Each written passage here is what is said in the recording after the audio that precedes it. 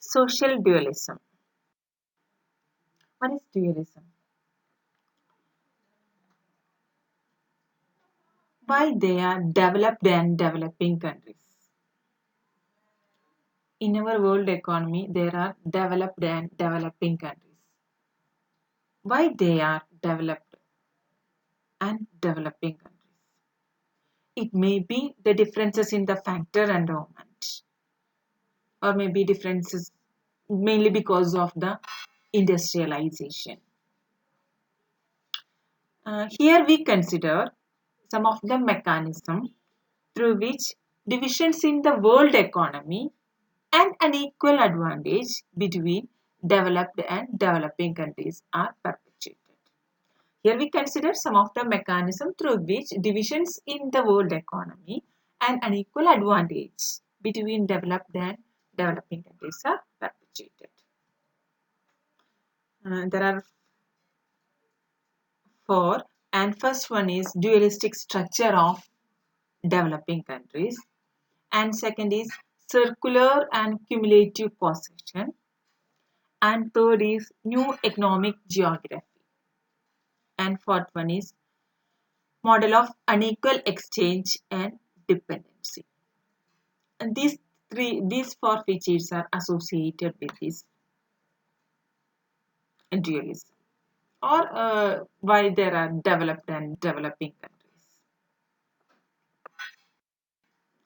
The term dualism are mainly to refer to economic and social divisions in an economy, such as differences in the level of technology between sectors or regions, differences in degree of geographical development, and differences in social customs and attitudes between indigenous and an imported social system. The term dualism mainly used to refer economic and social divisions in the economy. The divisions in the economy includes the differences in the level of technology between regions or sectors. Then differences in the degree of geographical development and differences in the social custom and attitude between an indigenous and an imported social system. First, we consider the social dualism. There are different kinds of dualism: technological dualism, financial dualism, geographical dualism, social dualism. First, we consider the social dualism. It was developed by J.H. Bavek, he is a Dutch economist. And his theory is applicable only to the underdeveloped countries. His theory is mainly applicable to the underdeveloped countries. And his studies are based on Indian Ocean economy. These studies are mainly based on Indian Ocean economy. According to him, there are three characteristics of a society. First one is social spirit, organizational forms, and the third one is the techniques dominated it. According to Boeck, there are three characteristics of a society. One is the social spirit, organizational, second is organizational forms, and last one is the techniques dominated it. Their interdependence, these three characteristics, their interdependence and interrelations are called social system or social style. The interdependence or interrelations between these three characteristics are called social system or social style. A society is homogeneous when only one social system prevails. A society is homogeneous, only one social system prevails. But in reality, a society may be two or more social systems. It is then dual or plural society. Pavek called the term dual society. A society is homogeneous where only one social system prevails, but a society may be two or more social systems. It is then dual or plural society. Pavek called the term dual society. Such a dual society is characterized by existence of an advanced imported Western system and indigenous pre-capitalist agriculture system. This dual society, such kind of dual society is characterized by the existence of advanced imported Western system and indigenous pre-capitalist agriculture system or Eastern system. Advanced imported Western system is under Western influence and supervision, and the imported Western system uses the advanced techniques, and the average standard of living of Western system is high. These are the main features of advanced imported Western system. Is under Western influence and supervision. It uses the advanced techniques, and the average standard of living is high.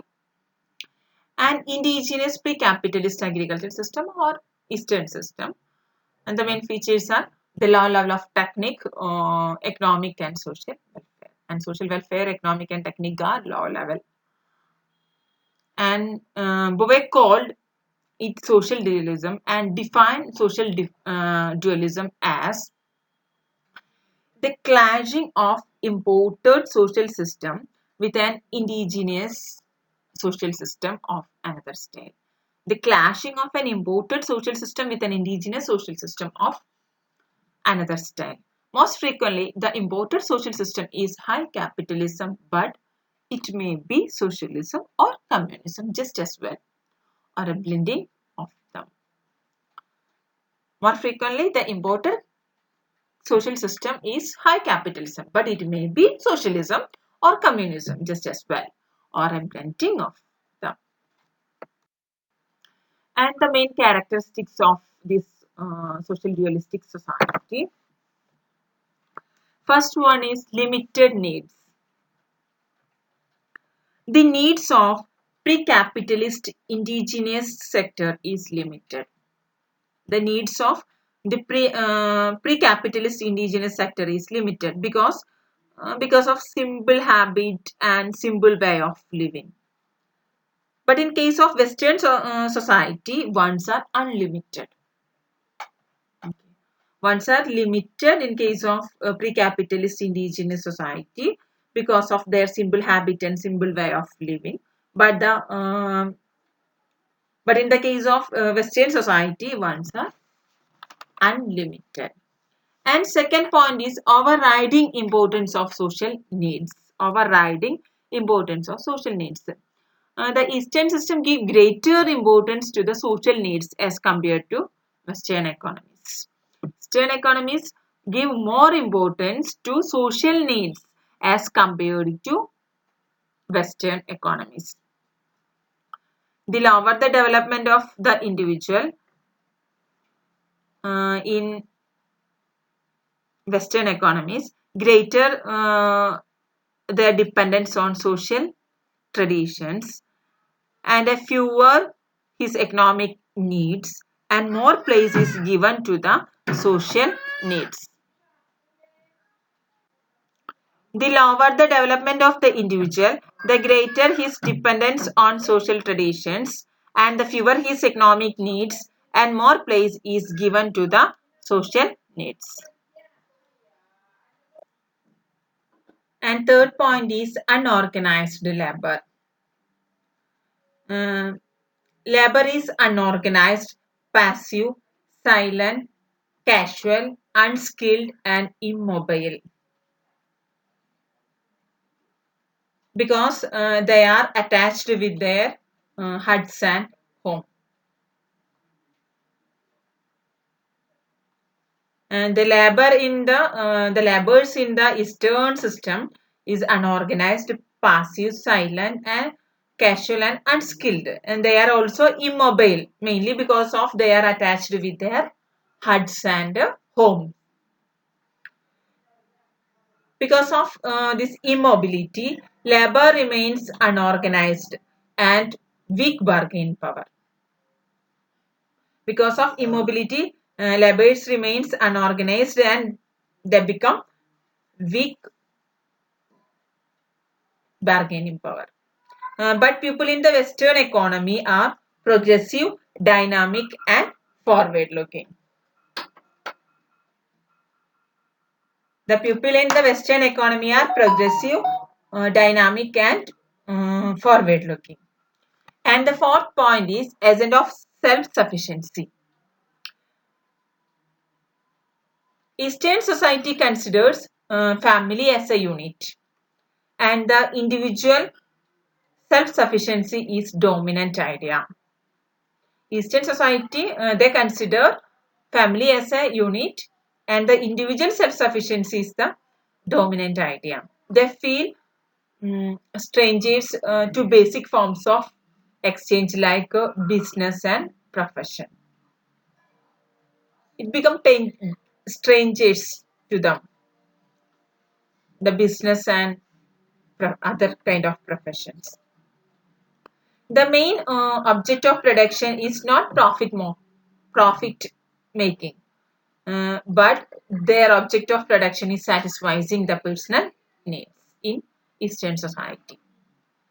The main objective of production in Eastern society is not profit making, but satisfying their personal needs.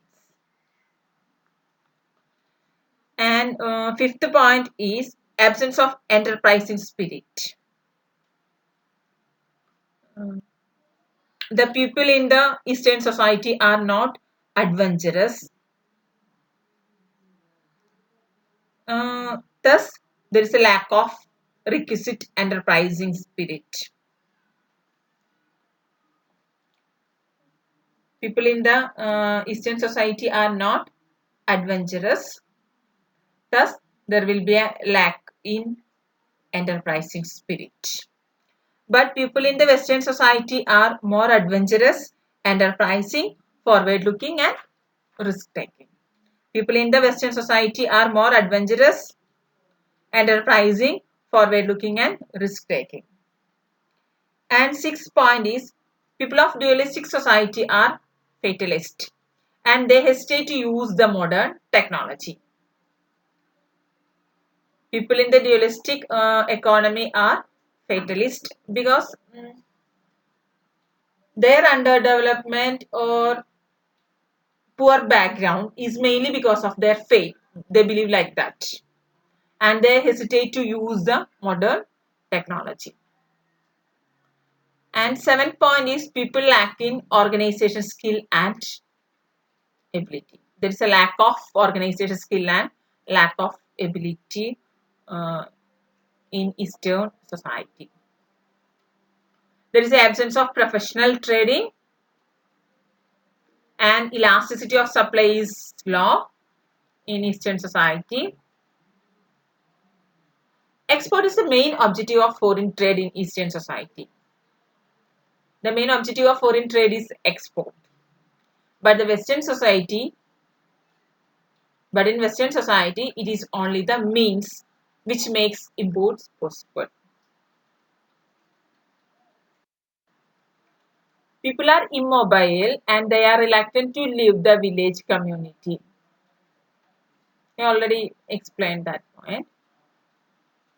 And 12th point is migration take place within the country, immigration take place through the state intervention. Migration take place within the country, immigration take place through the intervention of the state. And next point is urban development take place at the cost of rural life. And next is goods are evaluated according to their prestige value rather than value in use. The value of goods is evaluated or measured according to their prestige value rather than use value. And last point is there is absolutely no price basis nor any basis for determining the cost of production. So the idea of income does not fit in Eastern society. There is absolutely no price basis nor any basis for determining cost of production. So the idea of income does not fit in Eastern society.